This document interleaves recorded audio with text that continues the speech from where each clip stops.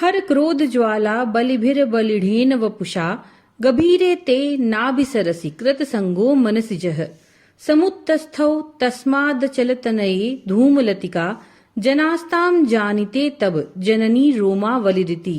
अर्थात हे पर्वतराज पुत्री, आपकी नाभि से धीरे से फैलने वाली ऊर्ध्वमुखी रोमावली है। उसे देखने से लगता है कि शिव जी की क्रोधाग्नि से उत्पन्न ज्वालाओं से घिरे हुए शरीर से कामदेव आपकी गहरी नाभि रूपी कुंड में लगाव से समा गए हों, उसमें से लता के समान धुआं निकलता हो।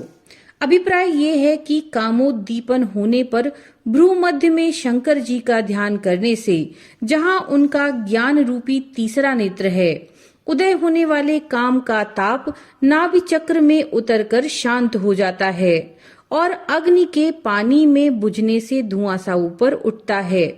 तद्वत नाभि से हृदय में उठने वाले रोमांच को लता सी उठकर शांति प्रदान करती हैं। यदेत कालिंदी तनुतर तरंगा कृत शिवे कृशे मध्य किंचित जननी तब यब्दादि सुधीयाम विमर्दादन्योन्यम कुच कलश योरंतर्गतम तनुभूतम व्योम प्रविशदिम नाभिम कुहरिणीम।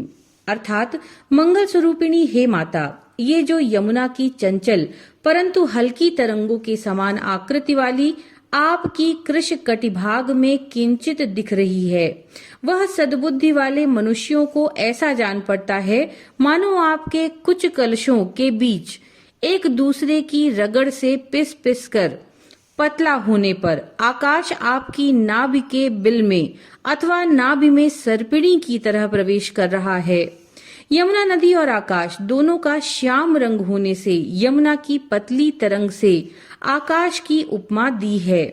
कालिंदी यानी यमुना सूर्य पुत्री हैं। नाभि में उतरने वाली आकाश रूपी रोमावली हृदय के सूर्यमंडल से नीचे उतर रही है। यमुना पिंगला नाड़ी को भी कहते हैं, जिसका संबंध प्राण से है और प्राण की क्रिया से ही खट चक्र का वेदन होता है। इस अभिप्राय से कालिंदी रूपी पिंगलागत प्राण की क्रिया से उनकी उपमा सिद्ध होती है। स्थिरो गंगावर्तः स्तन मुकुल रोमावलिलता कलावालम कुंडम कुसुम सर तेजो हुत भुजः रते लीलागारम किमपि तब नाभिर्गिर सुते विलद्वारम सिद्धिर गिरिश नैना नाम विजयते। अर्थात हे पर्वतराज सुता, क्या आपकी नाभि गंगा में होने वाला भंवर है? स्तन रूपी कलियों से युक्त रोमावली रूपी वल्ली के लिए उगने का मेड़ यानी गमला है?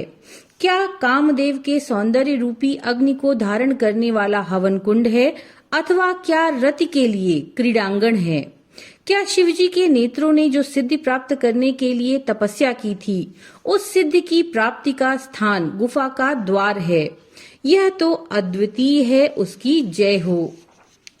निसर्ग क्षीणस्य स्तन तट भरेण कलमजुषौ नमन मूर्तेर नारी तिलक शनक स्तुत्यत इव चिरम ते मध्यस्य त्रुटिन तटिनी तीर तरुणा समावस्था स्थेम्नो भवतु कुशलम शैलतनये।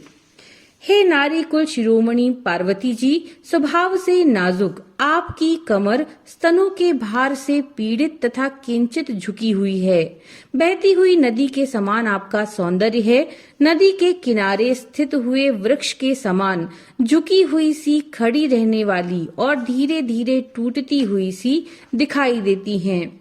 आपकी कमर दीर्घकाल तक मंगल प्राप्त करे। कुचौ सद्यस्विद तट घटित कुरुपास विदुरौ कशंतौ दोरुमूले कनक कलशाभौ कलयता तव त्रातुम भंगादलमिति वलग्नम तनुभुवा त्रिधानद्धम देवी त्रिवली लवली वल्ली भीरिव। अर्थात हे देवी, आपके स्वर्ण कलश के समान आभा वाले स्तन इतने उभर जाते हैं कि उनके बोझ के कारण उत्पन्न रगड़ से पसीजती आपकी चोली फट गई है। आपकी कमर में जो 3 वलय हैं, वे ऐसे प्रतीत होते हैं मानो कामदेव के द्वारा आशंका से बांधी गई 3 लकीरें हैं कि आपकी पतली कमर स्तनों के भार से कहीं टूट न जाए।